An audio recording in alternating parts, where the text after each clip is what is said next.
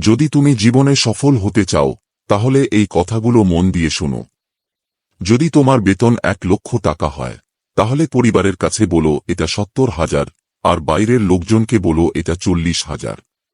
কাউকে বিশ্বাস করে খুব তাড়াতাড়ি নিজের সব কথা বলে ফেলো না।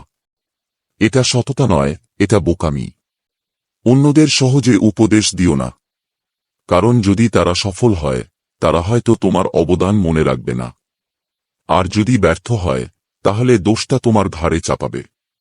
কোনো পার্টিতে গেলে যদি মদ খেতে না চাও তাহলে বলো ডাক্তার নিষেধ করেছেন, কেউ আর জোর করবে না। যে মানুষটা ইচ্ছে করে তোমাকে অন্যদের সামনে অস্বস্তিকর অবস্থায় ফেলে দেয় সে নীচ মানসিকতার মানুষ, তার থেকে দূরে থাকো। কাউকে বেশি ভালো ব্যবহার দেখিও না, সময় গেলে তারা তোমাকে গুরুত্ব দেওয়া বন্ধ করে দেবে। মনে রেখো, জীবনে সফলতা বা ব্যর্থতা সবকিছুর মূল কারণ তোমার নিজের পরিশ্রম।